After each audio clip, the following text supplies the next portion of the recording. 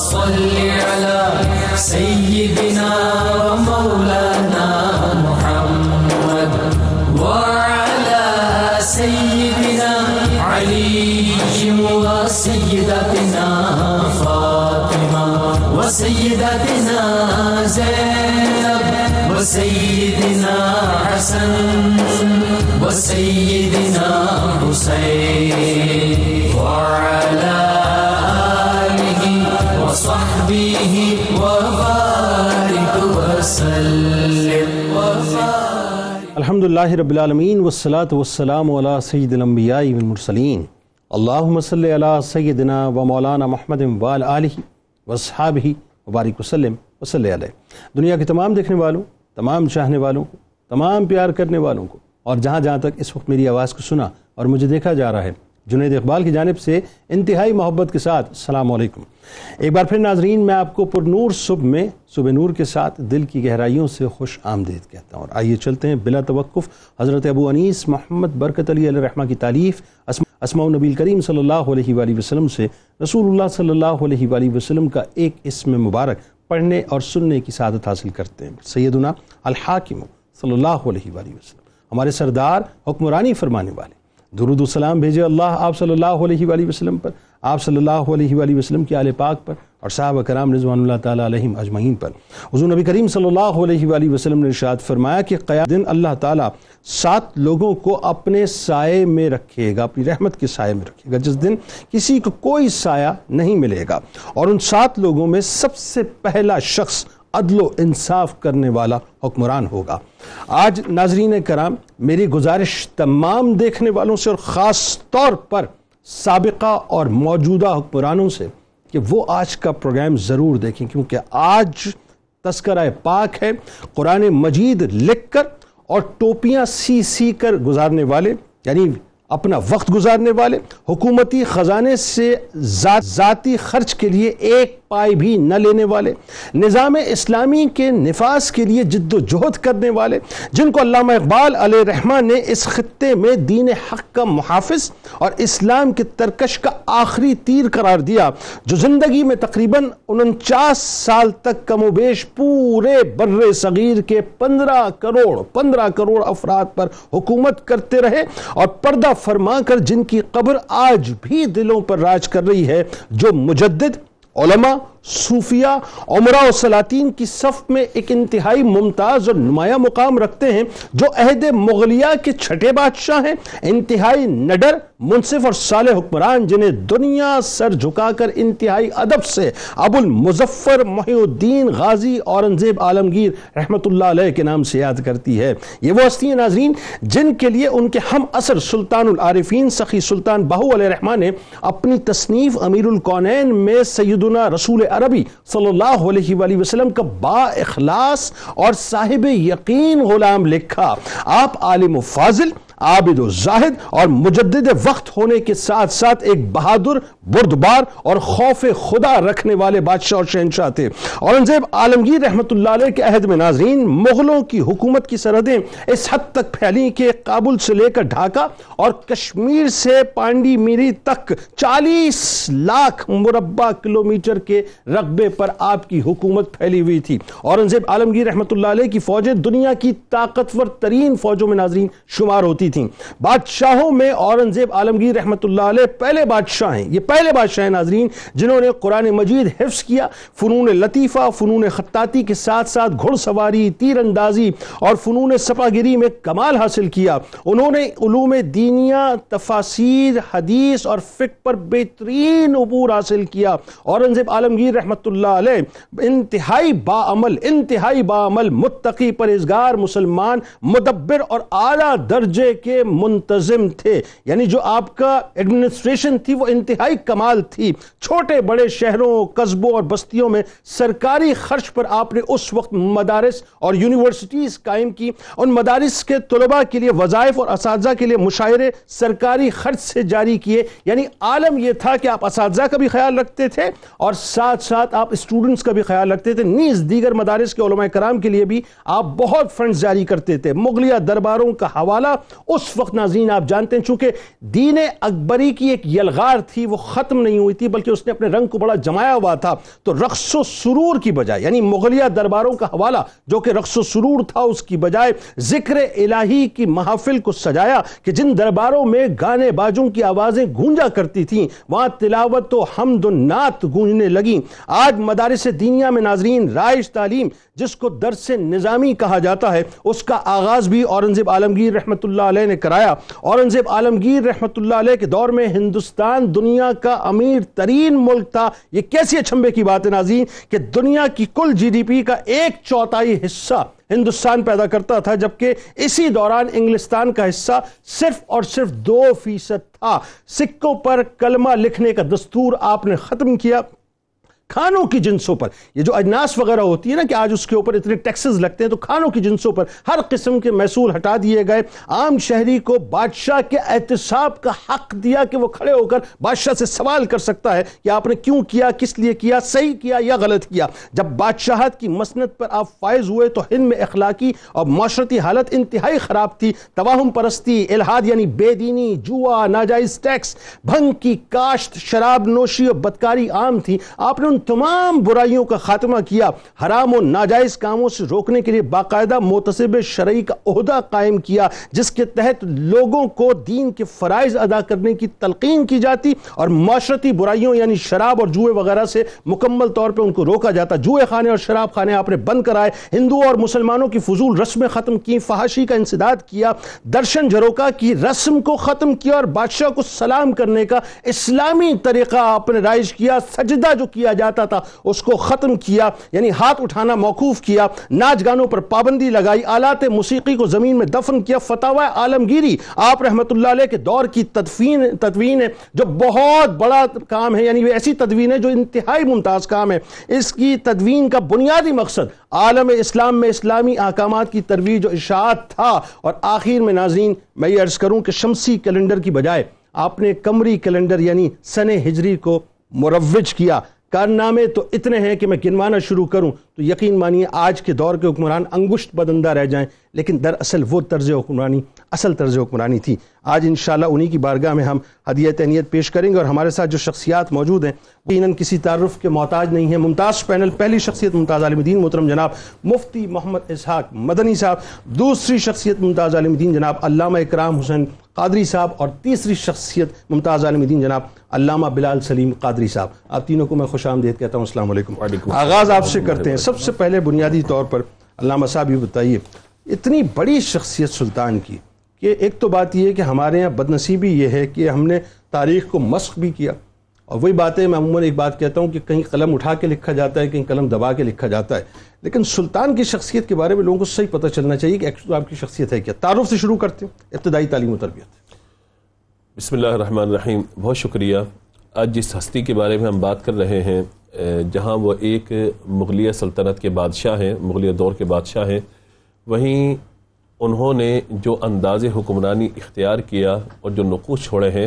یقیناً اگر آج کوئی ان چیزوں کو دیکھے, پڑھے, سمجھے, جانے اور ان کی تقلید کرے تو یقیناً وہ ایک حکمرانی کے طرز پر ہو یا اپنے گھر کے طرز پر ہو یا کسی تحریک یا تنظیم کے سربراہ ہونے کے انداز میں ان چیزوں کو لیتا ہے تو یقینی طور پر اسے کامیابی بھی ملے گی اور وہ اللہ تبارک و تعالیٰ کی بارگاہ میں سرخرو ہو کر حاضر بھی ہوگا.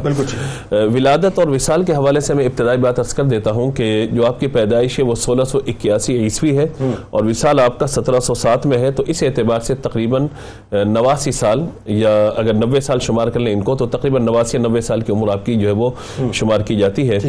اچھا, اسی طریقے سے آپ یہ بھی دیکھ لیجئے کہ اللہ تبارک و تعالی نے جو آپ کو عمر عطا فرمائی 89 سال کی تقریباً,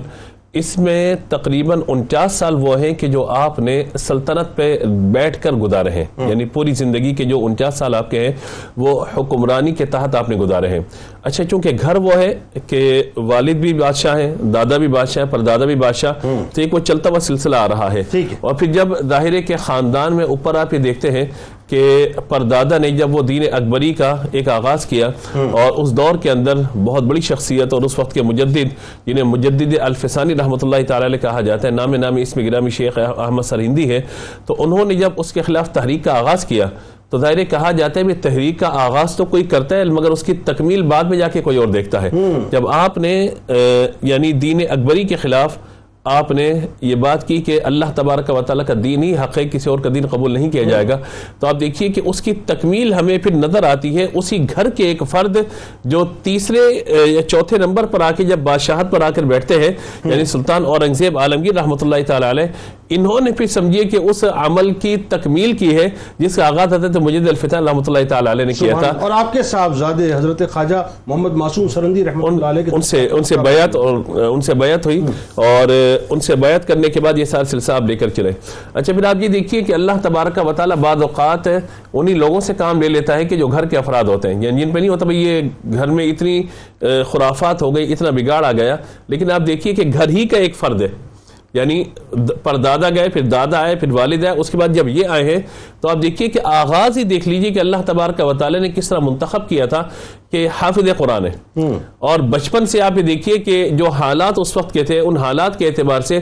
آپ فارسی تعلیم کی طرف گئے آغاز میں اور حفظ قرآن کی طرف گئے، مگر ظاہر ہے کہ بادشاہوں کا عروج و زوال اور جنگیں اور یہ ساری چیزیں، تو حفظ قرآن آپ کا نامکمل رہ گیا، لیکن ذہن کے اندر چونکہ یہ بات تھی کہ مجھے قرآن حفظ کرنا ہے، تو جب آپ حکمران بنے، حاکم بنے ہیں آپ، تو حاکم بننے کے بعد آپ نے اپنے حفظ قرآن کی تکمیل کی ہے۔ یہ کیسی بات ہے؟ یعنی یہ میرا خیال ہے ایک بہت بڑی مثال ہے کہ قرآن کو جو ہے فوقیت دی، کرسی ملنے کے بعد 40 سال کی عمر میں منصب پر آ کر بیٹھے، 40 سال کی عمر میں، اور اس عمر میں آ کے قرآن پاک کو حفظ کیا ہے۔ آج ہمارے یہاں لوگ کیا کہتے ہیں، میں اتنا بڑا ہو گیا، میں بالغ ہو گیا، میں 20-22 سال کا ہو گیا، اب قرآن کیا پڑھوں میں؟ یعنی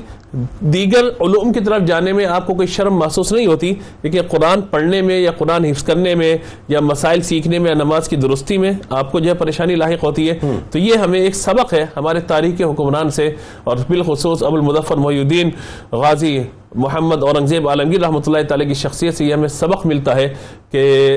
دین کو اگر ترجیح دی جائے گی اور دین کو فوقیت دی جائے گی، اللہ تبارک و تعالیٰ پھر منصب بھی عطا فرمائے گا، حکومت بھی عطا فرمائے گا، اور پھر اللہ تبارک و تعالیٰ وہ اسباب آپ کو عطا فرما دے گا، بہت اچھے انداز سے اللہ کے دین کی خدمت کر سکتے ہیں۔ سر اس میں ایک بات اور بھی ہے نا بڑی خاص، دیکھیں صرف قرآن پاک کا حفظ کرنا معاملہ نہیں تھا، آپ ایک عالم بھی بنے، فارسی کے عالم ہیں، عربی کے بھی عالم ہیں، یعنی آپ اندازہ کیجئے کہ طرز جہاں ایک طرف جو ہے ریٹیلیشن ہو رہی ہے، جہاں دین اکبری جو ہے اس کا رنگ اتنا جمع ہوا ہے، اس کو ختم کرنا ہے، جہاں پر آپ کے خلاف ہندوؤں کی جو ہے پوری الغار ہے، اور پھر انگریز ایسٹ انڈیا کمپنی کی صورت میں اپنے قدم جما کے بیٹھے ہیں، اس درمیان سے اپنے آپ کو منوانا، دین اسلام کے لیے ترویج بھی کرنا، پھر اپنے آپ کو بھی ریفائن کرنا دین کے حوالے سے، کتنا بڑا کام تھا۔ یہ بہت بڑی بات ہے، اور یہ سعادت اللہ تعالیٰ نے آپ کو عطا فرمائی، اور خاص طور پہ اس کا جو بہت بڑا کردار ہے وہ آپ کے استاد حضرت ملا جیون رحمۃ اللہ تعالی علیہ پہ جاتا ہے، اور ان کے ساتھ ساتھ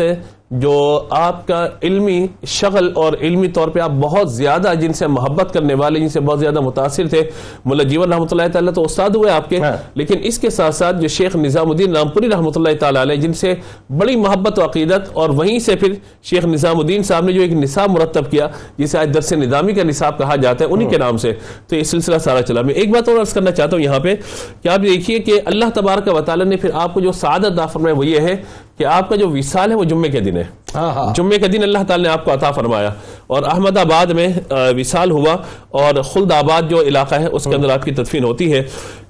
بعض علماء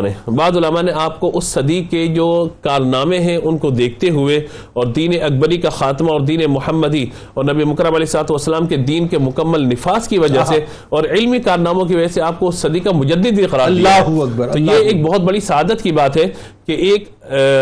حاکم کہ جو اب منصب پر آ کر بیٹھ گیا، لیکن اس کے ساتھ ساتھ اس نے اپنے دور میں جو سارے کام کیے، ساری باتیں کی، ان میں آپ یہ دیکھیے کہ جو بڑا ایک کام ہے وہ کیا ہے، بزرگوں سے عقیدت و محبت۔ حضرت غیث الدراز رحمۃ اللہ تعالی کی بارگاہ میں حاضری ہے، وارث شاہ رحمۃ اللہ علیہ، نواز رحمۃ اللہ تعالی کی بارگاہ میں حاضر ہونا ہے، خواجہ معین الدین چشتی رحمۃ اللہ علیہ کا خاص فیض تھا۔ جی بالکل۔ تو یہ بزرگوں کا فیض، اور اس دور کے اندر جو شخصیات شمار کی جاتی تھیں خاص طور پہ روحانی اعتبار سے، ان سے جو آپ نے اکتساب فیض کیا، یہ وہ چیزیں تھیں جنہوں نے آپ کو علمی طور پہ روحانی طور پر بہت بڑی ترقی عطا فرمائی۔ اچھا، اب اس میں ایک بات جو بڑی اہم ہے، علامہ صاحب آپ کی طرف آنے سے قبل میں اقبال علیہ رحمہ جو ہے مجھے یاد آ گیا کہ وہ فرماتے ہیں کہ اس خطے میں اسلام کی وجہ کیا کمال۔ اچھا، بات یہ ہے کہ یہ جو عقل کے اٹکل پچھو لڑانے والے لوگ ہیں، ان کو صرف اتنی بات سمجھ لینی چاہیے کہ علامہ اقبال علیہ رحمہ سے زیادہ بصیرت و بصارت کسی کی نہیں تھی، انہوں نے جو فرما دیا وہ پھر اس کے بعد کوئی بات رہی نہیں جاتی۔ اب کیا وہ فرماتے ہیں کہ اس خطے میں اسلام کی وجہ اورنگزیب عالمگیر رحمۃ اللہ علیہ، اللہ تعالیٰ نے ہندوستان میں سے عالمگیر کو چن لیا اور وہ عالمگیر جو درویش بھی تھا اور بے پناہ قوتدار شمشیر کا مالک بھی تھا. اب اس کے بعد میرا خیال ہے مزید کوئی بات رہ جانی نہیں چاہیے. ذرا یہ بتائیے کہ آپ کا جو زہد و تقویٰ ہے کیا کمال, مطلب میں تو پڑھ کے اشش کر اٹھتا ہوں کہ طرز حکمرانی دیکھیے اور زہد و تقویٰ دیکھیے کیا ہے. بسم اللہ الرحمن الرحیم. بالکل علامہ محمد اقبال شاعر مشرق علیہ الرحمہ نے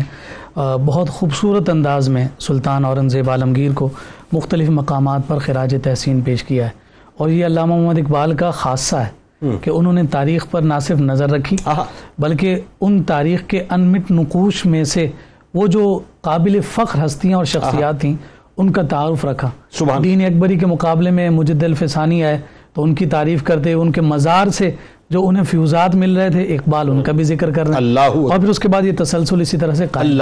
اس میں کوئی دوسری رائے نہیں ہے کہ اللہ رب العزت نے جہاں آپ کو سلطنت عطا کی تھی وہیں کردار کے حوالے سے تقوی, پرہیزگاری اور خشیت الہی عطا فرمائی. جیسا کہ ابھی پہلے بھی ذکر ہوا کہ تمام مغلیہ بادشاہوں میں سے صرف واحد یہ ہیں کہ جو حافظ قرآن تھے. نہ صرف حافظ قرآن ہے بلکہ مکمل کامل عالم دین ہے, اور اس علم پر انہوں نے عملی طور پر اپنے آپ کو قائم کیا,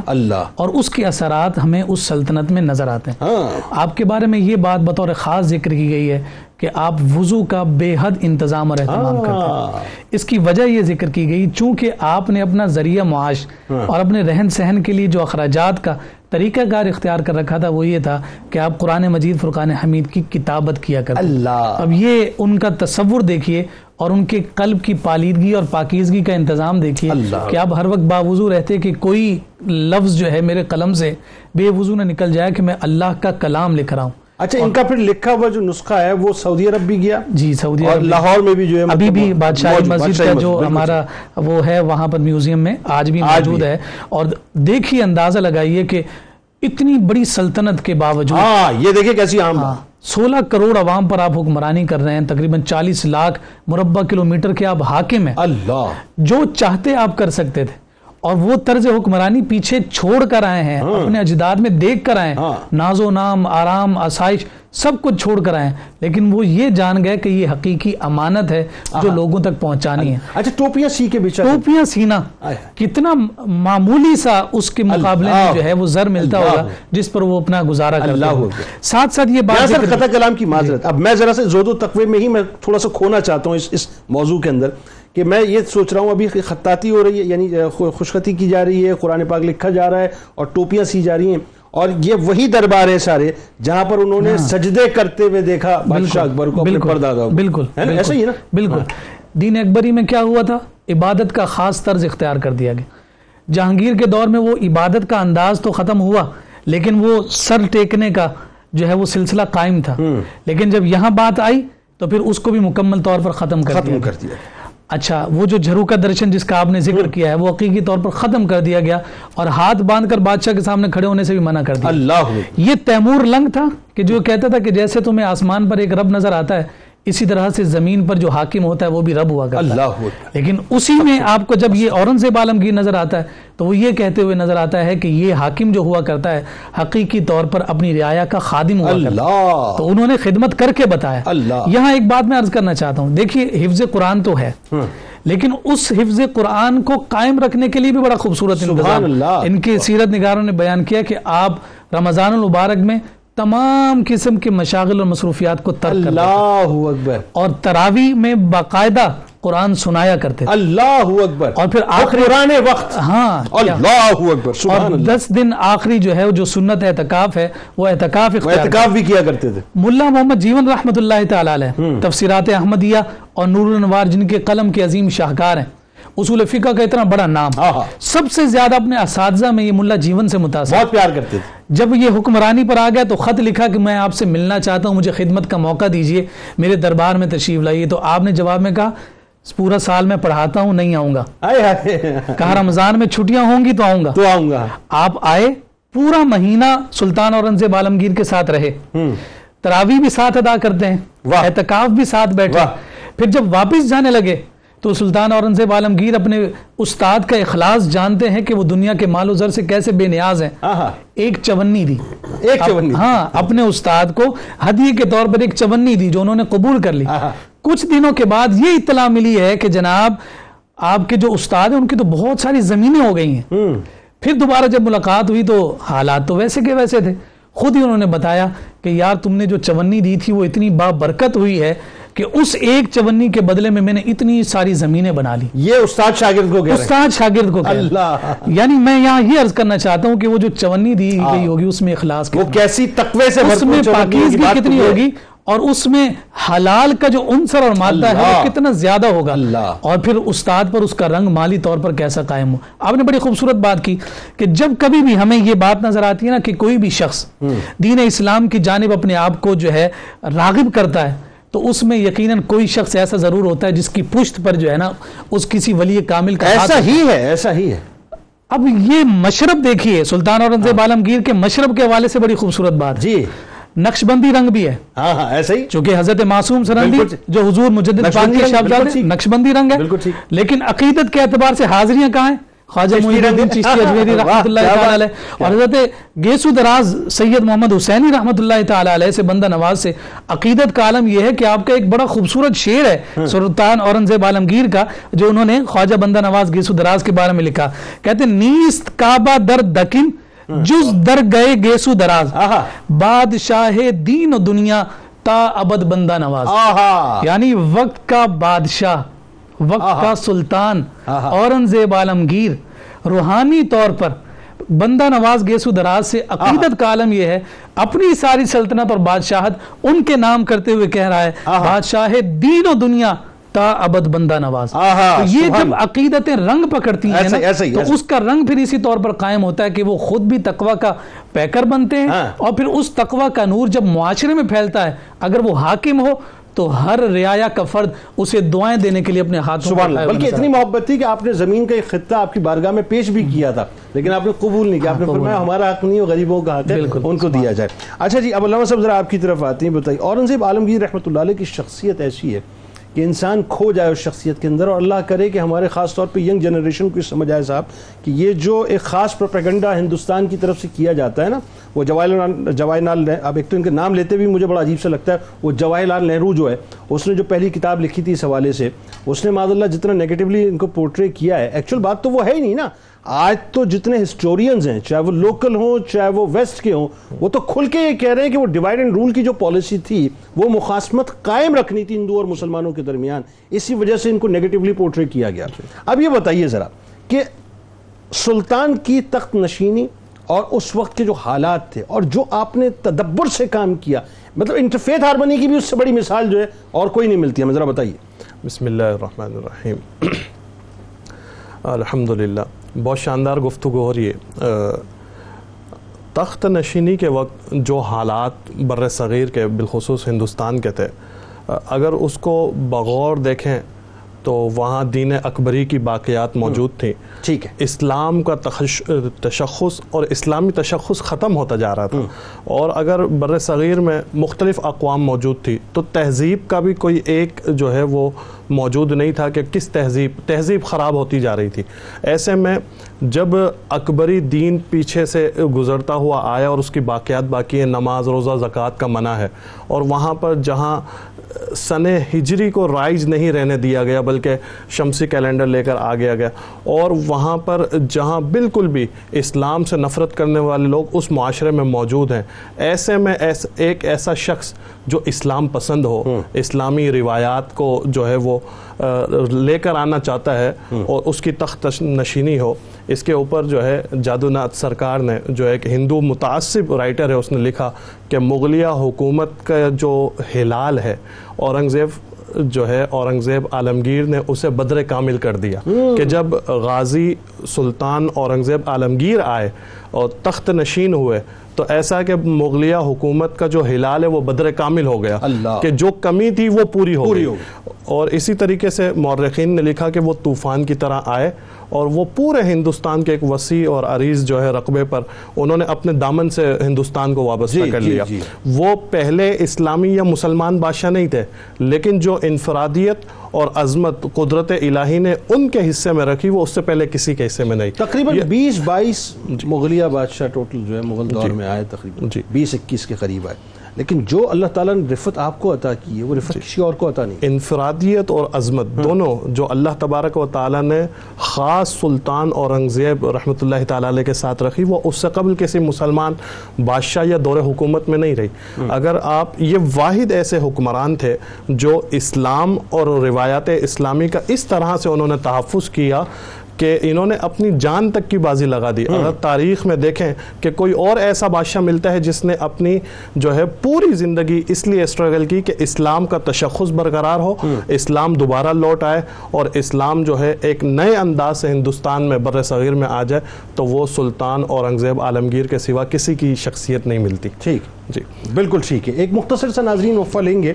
آپ ہمارے ساتھ رہیں گے انشاءاللہ, اور مل کر سرکار مدینہ صلی اللہ علیہ وآلہ وسلم کی بارگاہ اقدس میں ہم درود پاک کا نذرانہ پیش کرتے ہیں. آپ بھی پیش کیجئے, ہم بھی پیش کرتے ہیں, اور جب لوٹیں گے انشاءاللہ ناظرین تو آپ کو بتائیں گے صاحب, اور وہ بڑی اہم ترین بات ہے کہ آپ نے جو اصلاحات کی. دیکھیں آج ہمارے یہاں ہم بہت زیادہ جو ہے اپنا مصلحت پسند ہو جایا کرتے ہیں کہ ہم اصلاحات نہیں کر پائیں گے, ہمیں کچھ دینا ہے کچھ لینا ہے. وہاں تو صاحب ایسی کوئی بات ہی نہیں تھی, وہاں اصلاحات تھی تو اصلاحات تھیں. درود پاک کا نذرانہ. اللہم صلی علی سیدنا و مولانا محمد وعلی سیدنا علی و سیدتنا فاطمہ و سیدتنا زینب و سیدنا حسن و سیدنا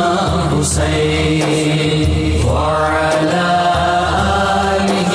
و صحبہ و بارک وسلم اللہم صلی علی سیدنا و مولانا محمد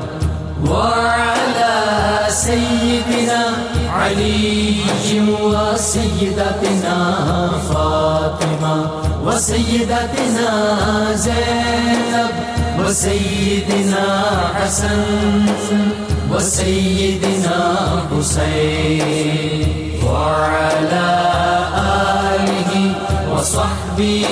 و بارک وسلم. ایک بار پھر ناظرین میں آپ کو خوش آمدید کہتا ہوں, اور آج تذکرہ پاک ہے جناب سلطان اورنگزیب عالمگیر رحمۃ اللہ علیہ کا, جو انتہائی نڈر, انتہائی منصف, انتہائی صالح, انتہائی متقی, انتہائی پرہیزگار, باعمل, حافظ قرآن, عالم دین, ایک ایسے حکمران ناظرین کہ جن کی مثال مثالوں میں نہیں ملتی. مجھے کہنے دیجئے جملہ ناظرین, یعنی عالم یہ ہے کہ 14 سال کی عمر ہے اور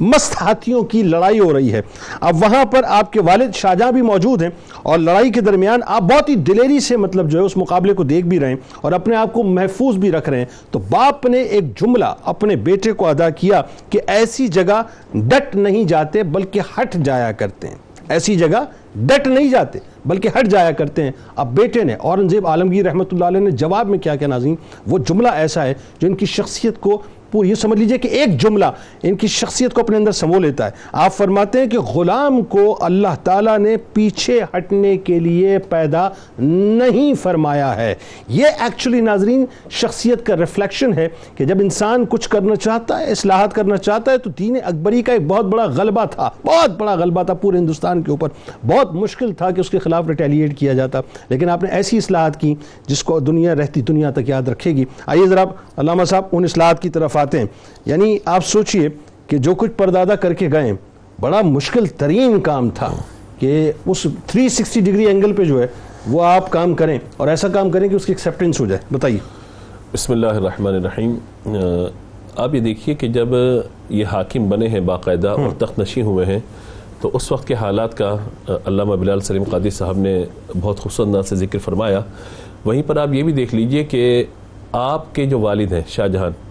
وہ اس مال کا کتنا بے دریغ استعمال کر رہے ہیں کہ ان کے والدہ جو ہیں وہ ارجمن بانو, جو ممتاز محل کے نام سے مشہور ہے, یعنی اتنا بڑا محل بنا دیا گیا فقط کس کے لیے کہ ان کی رضامندی اور ان سے محبت کے اظہار کے لیے. تو جہاں پہ یہ حالات ہوں, یعنی آپ یہ دیکھیے کہ مال کا اس انداز سے بے دریغ خرچ کرنا, تو آپ دیکھیے کہ پھر بیٹا جب آ کر بیٹھ رہا ہے سلطنت پر تو ان چیزوں کا خاتمہ اس کے لیے کتنا مشکل ترین ہوگا. بالکل. یعنی کتنا سخت معاملہ ہوگا کہ ایک دم سے جیسے ابھی آپ نے کہا 360 اینگل پہ جا کر اس کو ختم کرنا, تو یہ انتہائی مشکل معاملہ. وجہ کیا ہے؟ ظاہر ہے کہ جو مشیر ہیں, وزیر ہیں, دیگر لوگ ہیں, وہ سارے والد صاحب کے, اور ظاہر ہے کہ ایک دم سے آ کر کی چیزوں کو چینج کرنا تو بغاوت کا اور سارا معاملہ. لیکن آپ نے آہستہ آہستہ بتدریج چیزوں کو ختم کیا. سب سے پہلے تو آپ نے یہ کیا کہ علامہ اکرام صاحب نے ابھی ذکر فرمایا تھا اس معاملے کا کہ جو وہاں پہ عبادت کے خاص رنگ اور ڈھنگ شروع کیا گیا تھا. یعنی آپ یہ دیکھیے کہ دو چیزیں ہیں, ایک ہے اصلاحات عبادات کے اعتبار سے, اسلام کے اعتبار سے, اور دوسری اصلاحات معاشرت اور حکومت کے اعتبار سے. دونوں اصلاحات آپ نے فرمائی. تو عبادت کا جو انداز اختیار کیا گیا تھا کہ بادشاہ کو صبح صبح دیکھنا بڑی عبادت تصور کیا جاتا تھا, اور اس کے ساتھ ساتھ آ کر بادشاہ کے سامنے ڈائریکٹ سجدہ کیا جاتا تھا, سجدہ تعظیمی. اچھا, اس کو کچھ کم کرتے کرتے, تنقید جب ختم کرتے کرتے یہاں لے کر کے آ گئے کہ بادشاہ کے سامنے ہاتھ باندھ کے سر جھکا کے کھڑا کیا جائے, یا مغلیہ دور میں یہ بھی تھا کہ 7 مرتبہ آداب بجا لایا جائے. تو ان تمام چیزوں کا خاتمہ کرنے کے بعد آپ نے سجدہ تعظیمی وغیرہ سب ختم کرنے کے بعد سلام کو آپ نے عام فرمایا اور کہا کہ جس طریقے سے تم ایک عام فرد ہو, بادشاہ بھی ایک عام فرد ہے, لہذا کوئی آتا ہے تو اسے آ کر سلام کرنا چاہیے. اور پھر یہ تھا کہ دربار کے اوقات ایک مخصوص ہوا کرتے تھے, اس وقت میں شہنشاہ تخت نشین ہوں گے تو لوگ آئیں, اور پھر اتنے پروسیس سے گزرنے کے بعد یہاں پر آئیں. آپ نے اس انصاف کو عام کر دیا.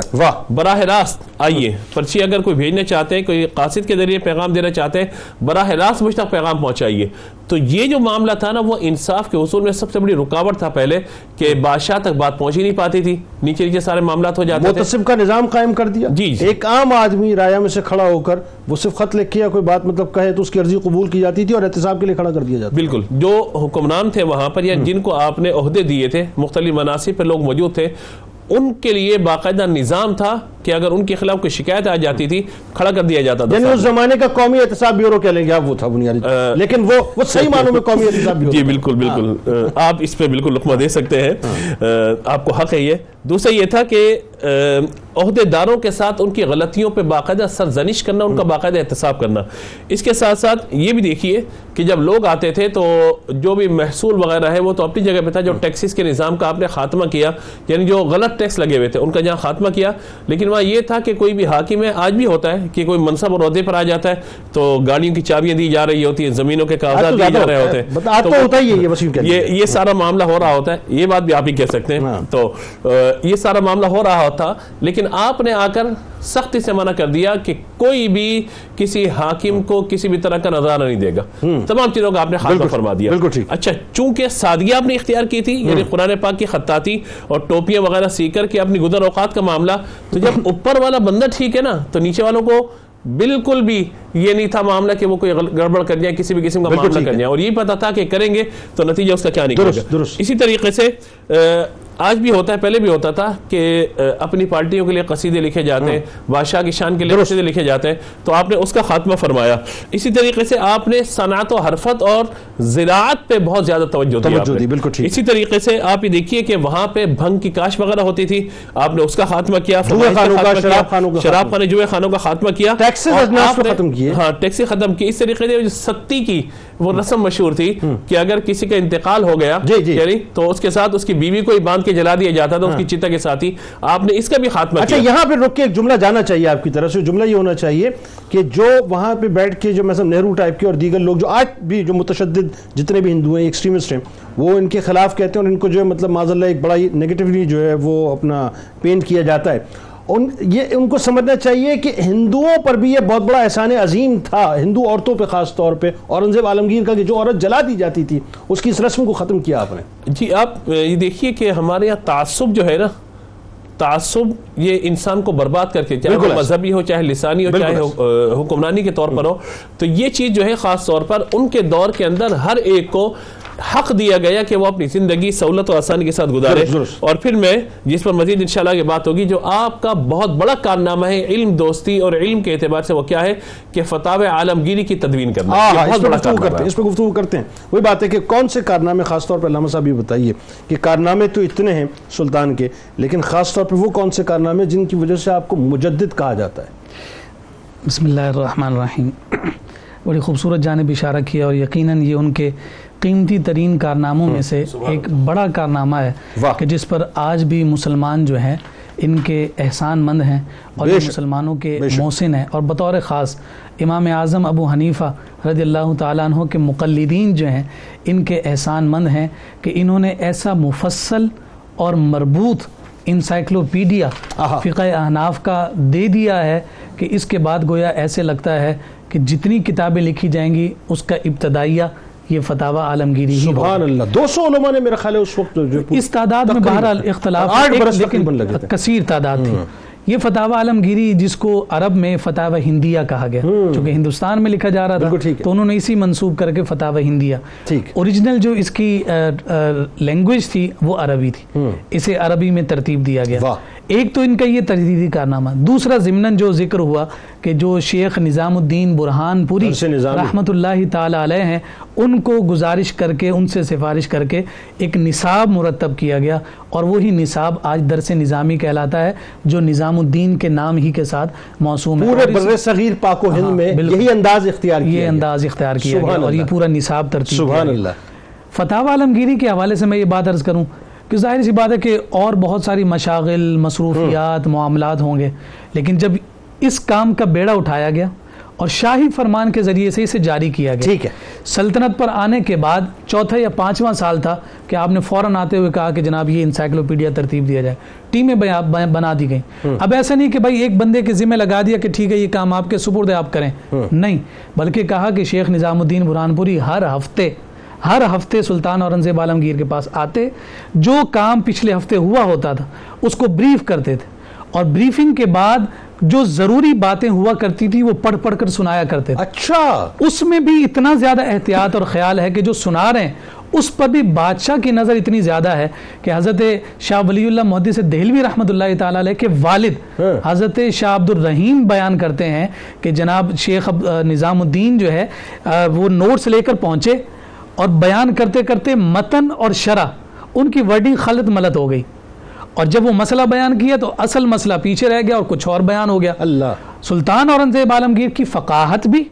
اور ساتھ ساتھ اس کام میں دلچسپی کا عالم یہ ہے کہ فوراً ٹوک دیا. اللہ اور کہا کہ جناب مجھے لگتا ہے کہ یہاں بات کچھ گڑبڑ ہو گئی ہے، اور انہیں اس بات کا احساس ہوا شیخ نظام الدین کو، ہاں مجھے بیان کرنے میں غلطی ہو گئی، یہ جو جملے اور سطریں ہیں یہ آگے پیچھے ہو گئی ہیں. فرمایا اگلے ہفتے میں دوبارہ یہ کام صحیح کر کے آؤں. یعنی مطلب آپ بیونڈ دی امیجنیشن جی کہ ایسا بھی ہو سکتا ہے، ایسا بھی ہو سکتا ہے. اتنی مصروفیات اور اتنے مشاغل کے بعد بھی ایسا وقت نکالنا یہ واقعی جو ہے نا ایک غیر معمولی کام ہے، اور حقدار ہیں کہ انہیں مجدد کہا جائے. اللہ. اچھا، پھر ساتھ ساتھ یہ بات بھی ذکر کی گئی کہ شروع میں جب اس کا کام یہ شروع کیا گیا، جیسے میں نے عرض کیا چوتھا یا پانچواں سال تھا ان کی سلطنت کا، تو یوں دیکھ لیجئے کہ آپ نے جب اس کام کو شروع کیا تو 8 سال کا عرصہ لگا. پھر اس کے بعد کیا ہوا کہ ہر ترتیب کو قائم رکھنے کے لیے آپ نے الگ الگ موضوعات کے ساتھ مفصل طور پر علماء کی الگ الگ ٹیم بنائی. بھائی کتاب الطہارت پہ ان افراد نے کام کرنا ہے، کتاب القضاء پہ ان افراد نے کام کرنا ہے، اور پھر تمام کی نگرانی خود آپ سر انجام دے رہے ہیں. پھر ساتھ ساتھ یہ بات ذکر کی گئی جب خصوصیات میں ہم بات کرتے ہیں فتاوی عالمگیری کی، تو کہا کہ جیسے باقی کتب فقہ ہیں ترتیب اسی طرح رکھی گئی، جیسا کہ کتاب الطہارت سے شروع ہوگا کتاب الفرائض تک، تو سب سے پہلے جو ہے کتاب آتی، اس کتاب کے اندر باب، پھر اس باب کے اندر فصل، اس کو مکمل طور پر قائم کیا گیا. ایک انتہائی اہم بات فتاوی عالمگیری میں یہ ہے کوئی بات بغیر حوالے کے ذکر نہیں کی گئی. اللہ اکبر. اچھا، آپ اس سے اندازہ لگائیں کہ بھائی ظاہر سی بات ہے جب ریفرنس چاہیے تو اصل ماخذ تک، اصل اوریجن تک، امہات کتب تک دسترس ہونی چاہیے. تو پھر یہ بات واضح ہوتی ہے کہ فتاوی عالمگیری کو شروع کرنے سے پہلے دنیا جہاں میں فقہ حنفی کی جتنی کتابیں تھیں وہ سب آپ نے ایک لائبریری میں جمع کر کے ان علماء کو دے دیں کہ آپ نے کوئی بات بغیر حوالے کے لکھنی نہیں. اس سے بڑھ کر علم دوستی اور تجدیدی کارنامہ اور کیا ہو سکتا ہے. اللہ. پھر اس کے ساتھ ساتھ فقہ حنفی کی سب سے پہلی مبسوط اور مفصل کتاب ہے. پہلے بکھرے ہوئے تھے معاملات، یعنی کوئی کتاب اگر فلاں علاقے میں ہے تو دوسرے علاقے کے افراد کے پاس اس کی دسترس نہیں تھی. اب یہ ایک ہی جگہ پر تمام کے تمام جمع ہو گئے، اور اس کی وجہ صرف اور صرف یہ بنی کہ آپ نے جب عدالتی نظام میں بہت ساری اصلاحات کی، بہت ساری ریفارمز لے کر آئے، تو اس کی بنیادی وجہ بھی یہی تھی کہ آپ یہ چاہتے تھے کہ سامنے ایک قانون کی کتاب کی صورت میں ایک سے آ جائے، اس کے مطابق فیصلے کیے جا رہے ہوں۔ سر ایک بات مجھے بتائیے، میں ایک بات سمجھنا چاہتا ہوں، اور یہ بات میرا سوال آپ تینوں احباب سے ہی ہوگا، لیکن آپ اس پہ تھوڑا سا انپٹ دیں تاکہ بات کو تھوڑا سا آگے بڑھائیں، کہ میں جب یہ سلطان کی شخصیت کو پڑھ رہا ہوں، وہ کون سی بات تھی، وہ کون سا عمل تھا سلطان کے اندر کہ ایک طرف تو آپ بہترین حکمران نظر آ رہے ہیں، دوسری طرف بہترین منصف نظر آ رہے ہیں، تیسری طرف ممتاز عالم دین اور فقیہ نظر آ رہے ہیں، چوتھی جانب ہم دیکھتے ہیں تو انتہائی متقی اور پرہیزگار نظر آ رہے ہیں۔ یعنی جس جہت پہ بھی آپ کی شخصیت کو اٹھا کر دیکھیں اس جہت پہ آپ 100% سے کم نظر نہیں آتے۔ یہ کون سا ایسا وصف تھا جو اللہ نے آپ کو عطا کیا تھا؟ جی آپ دیکھیے نا کہ یہ تمام قسم کے جو اوصاف ہمیں ان کی شخصیت میں نظر آ رہے ہیں، یہ تائید باری تعالیٰ کے بغیر ممکن نہیں ہے۔ اللہ گویا کہ ایسے ہی لگتا ہے کہ اسلام کی احیاء ثانیہ کے لیے ان کا انتخاب کر لیا گیا، اور اسی کے بارے میں جو اقبال نے کہا تھا کہ یہ بر صغیر پاک و ہند میں اسلام کا آخری ترکش ہے جو چلا ہے، تو پھر اس کے بعد اسلام نے دوبارہ جان پکڑی ہے۔ اسی فتاوی عالمگیری میں ایک اور انتہائی اہم بات ہے جسے جسٹس تقی عثمانی نے ذکر کیا ہے، چونکہ ان کا تعلق جسٹس کے ساتھ رہا ہے، وہ جج رہے، تو اس اعتبار سے اب انہوں نے دیکھا تو وہ یہ کہتے ہیں کہ فتاوی عالمگیری قضا کے اعتبار سے یعنی جسٹس کے اعتبار سے ایک غیر معمولی کتاب ہے، اس وجہ سے کہ عدالتی جو ضروریات تھیں انہیں بھی فتاوی عالمگیری میں جو ہے وہ ملوز خاطر رکھا گیا، جس کی بنیاد جو ہے وہ کتب ہیں جو اس فتاوی میں داخل کی گئیں، جیسے کتاب الشروط ہے، کتاب المحاضرات ہے، ان کا براہ راست تعلق جو ہے عدالت کے ساتھ ہے، قضا کے ساتھ ہے، انصاف کے ساتھ ہے، اور جو وہ اپنے من میں چاہتے تھے کہ ایسا نظام حکومت ہونا چاہیے جو ہر ایک کی دسترس میں انصاف ہو، لیکن انصاف بھی وہ جو اسلام انہیں دیتا ہے، اس کے لیے جو ضوابط ہونے چاہیے اسے انہوں نے قائم کیا۔ یہی وہ کارنامے ہیں جس کے سبب سے آپ کو مجدد کا لقب بھی دیا۔ سبحان اللہ۔ ظہیر الدین محمد بابر سے لے کر بہادر شاہ ظفر تک کوئی ایسی شخصیت نظر نہیں آتی مغلیہ دور کے اندر جو اتنی علم دوست بھی رہی ہو اور اتنی متقی و پرہیزگار رہی ہو، اور پھر اتنی ڈائیورسٹی شخصیت کے اندر۔ جی بسم اللہ۔ سلطان اورنگزیب عالمگیر رحمۃ اللہ تعالیٰ علیہ کی اگر شخصیت کو دیکھیں ابتدائی طور پر، وہ حافظ قرآن،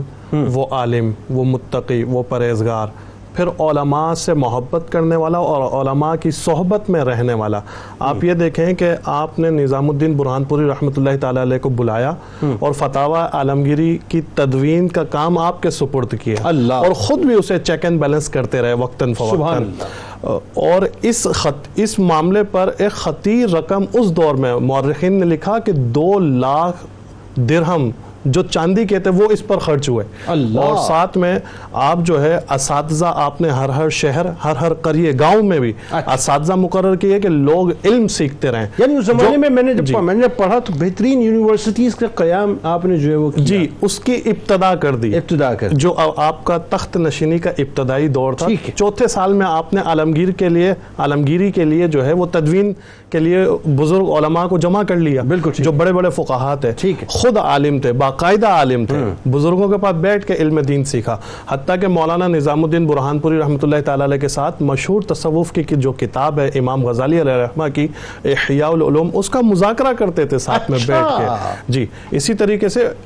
یہ واحد دور حکومت تھا جس میں مملکت کے جو خزانے تھے وہ علماء اور طلباء کے لیے کھول دیے گئے، باقاعدہ طلباء کے لیے وظائف مقرر کر دیے گئے کہ جو علم دین حاصل کرے گا اسے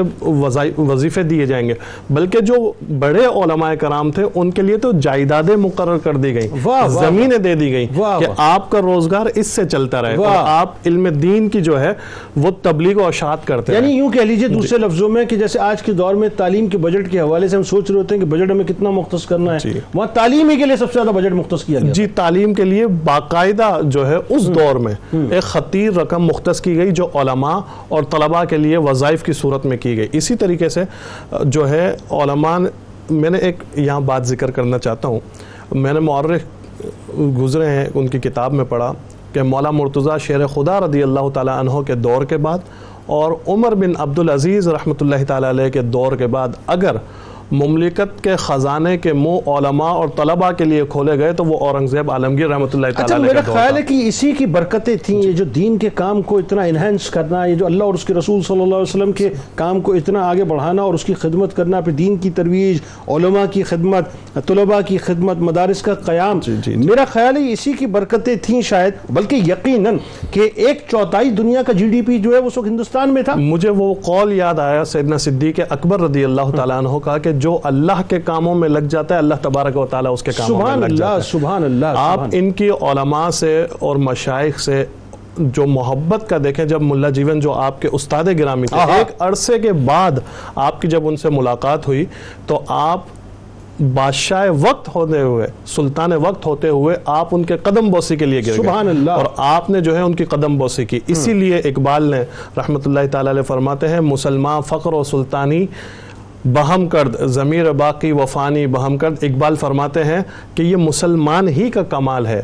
کہ فقیری اور سلطانی ایک ہی شخص میں جمع ہو اچھا، گئی۔ ایک اور چیز ہے جو خاص طور پہ میں سمجھتا ہوں کہ ان شخصیات نے، خاص طور پر سلطان جیسی شخصیات جو ہیں، انہوں نے اس بات پہ تکیہ نہیں کیا کہ میری صلاحیتیں کیا ہیں، انہوں نے اس بات پہ بھروسہ کیا کہ اللہ اور اس کے رسول کا فضل کے بعد یہ جو اولیاء کرام ہیں، جو درباروں میں تشریف فرمائیں، جو خانقاہوں میں تشریف فرمائیں، یہ جو مزارات میں تشریف فرمائیں، ان کی مدد، ان کی نصرت اور ان کی گائیڈ لائن کے تحت یہ چلیں، یعنی حکومت کو ان سے علیحدہ کبھی نہیں کیا۔ جی بالکل، وابتغوا الیہ الوسیلہ کا عین مصداق جو ہے وہ جو ہے اورنگزیب عالمگیر رحمۃ اللہ تعالیٰ علیہ کی شخصیت ملتی ہے۔ آپ جب اس کو یوں دیکھیں کہ ان کی علم دوستی کی ایک اور بات میں عرض کرتا ہوں کہ جب فتاوی عالمگیری کی تدوین مکمل ہو گئی تو آپ نے پورے ملک میں اس کے نسخے پھیلا دیے کہ سب اس سے علم دین بھی حاصل کریں، اور قاضی القضات اس وقت کے جو قاضی حضرات تھے اب انہیں فیصلہ بھی جو ہے وہ قرآن و سنت کے مطابق اسی سے پوری جو ہے سلطنت میں کرنا ہے۔ بالکل ٹھیک ہے، آپ تینوں احباب کا بہت شکریہ، آپ تشریف لائے۔ ناظرین کرام، آج کا پروگرام اگر ہمارے سابقہ اور موجودہ حکمران طبقے نے اگر دیکھا ہو تو میری دستبستہ گزارش ہے کہ اگر آپ آخر میں دیکھ پائے، شروع میں دیکھ پائے، تو ایک مرتبہ ضرور اس کو یوٹیوب پہ یا فیس بک پہ دیکھ لیجئے گا،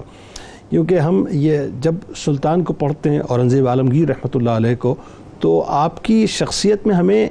اف اگر مگر نظر نہیں آتا۔ جو اصلاحات کرنی تھی وہ اصلاحات کی، جو کام کرنے تھے وہ کام کیے، لیکن کمال یہی ہے کہ تقویٰ کے دامن کو تھام کر دنیا پر ایسی حکمرانی کی ہے کہ رہتی دنیا تک مثالوں میں بھی آپ کی مثال نہیں مل سکتی۔ اللہ تبارک و تعالی ہمیں بس یہی طرز حکمرانی عطا کرے کہ ہم گراس روٹ لیول سے ایک عام آدمی کا خیال کرتے ہوئے وہ روشن مثالیں قائم کر جائیں کہ جن کے بعد دنیا ہماری مثال دے۔ کتاب الشفا کی جانب چلتے ہیں، رنج و غم سے نجات کا وظیفہ آپ کے سامنے پیش کرتے ہیں۔ جو شخص نماز عشاء کے بعد سورہ یوسف کی آیت نمبر 68 روزانہ 300 مرتبہ پڑھنے کا معمول بناتا ہے تو اللہ تبارک و تعالیٰ اس کی ہر قسم کی فکر اور رنج و غم کو دور فرما دیتا ہے۔ حضرت علی کرم اللہ وجہ الکریم کا قول مبارک ہے کہ اپنے عہد و پیمان کو مضبوطی سے تھام کر رکھو اور خاکساری اختیار کرو تاکہ تم فلاح پا جاؤ۔ روزنامہ 92 نیوز میں آج آپ مضمون پڑھ سکتے ہیں سلطان اورنگزیب عالمگیر رحمۃ اللہ علیہ کے حوالے سے۔ اس مضمون کو ناظرین ضرور پڑھیے گا اور اپنے خاص طور پہ نئی نسل کو ضرور پڑھوائیں، کیونکہ آج سلطان کے حوالے سے جو سب سے بڑا پروپیگنڈا اس وقت ظاہر ہے ویسٹرن ورلڈ میں بھی ہے اور سرحد کے باہر ہندوستان میں بھی ہے، اس کی وجہ ہے۔ اچھا، وجہ لوگ بتاتے نہیں ہیں، وجہ اس لیے نہیں بتاتے، مطلب یہ تو کہہ دیتے ہیں کہ جی مطلب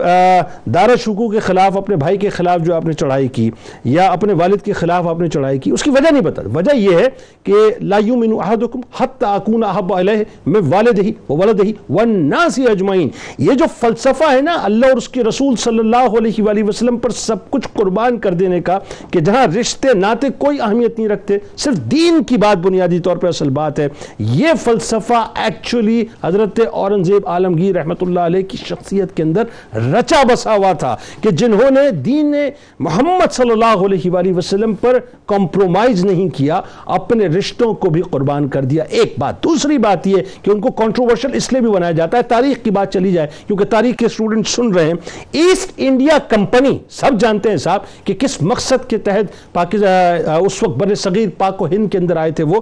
انہوں نے جو کچھ کیا، ان کے 2 سفراء نے سینوں کے بل لیٹ کر معافی مانگی تھی اورنگزیب عالمگیر رحمت اللہ علیہ سے۔ یہ بنیادی طور پر وہ نفرت تھی جو ان کے دلوں کے اندر پل رہی تھی۔ پھر وہی بات ہے کہ ڈیوائڈ اینڈ رول کی فلسفی کے تحت انہوں نے باقاعدہ ایک پروپیگنڈا کیا، اور وہاں اس وقت بر صغیر پاک و ہند کے اندر ایک پرچار کیا کہ یہ ہندوؤں کے خلاف کام کر رہے ہیں، یہ مندروں کو ڈھا رہے ہیں۔ مندروں کو ڈھایا نہیں تھا، بلکہ جن جگہوں پر مساجد تھیں جن پر اس وقت کے انتہا پسند ہندوؤں نے قبضہ کیا تھا، ایکچولی وہی جگہ دوبارہ آپ نے جو ہے وہ اپنا یوں کہہ لیجئے کہ اپنا ایک بار پھر جو ہے وہ اپنے ہاتھوں میں لی تھی اور ایک بار پھر ان کو فتح کیا تھا۔ تو تاریخ بہت مسخ کی جاتی ہے، ہمیں صحیح تاریخ اپنے بچوں کو پڑھانی چاہیے۔ بہرحال جی اجازت دیجیے، آپ وہاں موجود ہیں، ہم یہاں موجود ہیں۔ ٹویٹر پہ ہمیں ضرور فالو کیجیے گا، فیس بک پیج پہ ہمیں ضرور فالو کیجیے گا، یوٹیوب چینل کو ضرور سبسکرائب کر کے بیل آئیکن کو ضرور کلک کر لیجیے گا۔ یہ مل کے نعرہ لگاتے ہیں، اس دعا، اس امید، اس یقین کے ساتھ کہ اللہ تعالیٰ آپ کا، ہمارا، ہم سب کا، پاکستان کا، امت مسلمہ کا حامی و ناصر ہو۔ پاکستان کا مطلب کیا؟ لا الہ الا اللہ محمد رسول اللہ صلی اللہ علیہ وسلم۔ اللهم صل على سيدنا ومولانا محمد وعلى سيدنا علي وسيدتنا فاطمة وسيدتنا زينب وسيدنا حسن وسيدنا حسين وعلى آله وصحبه وبارك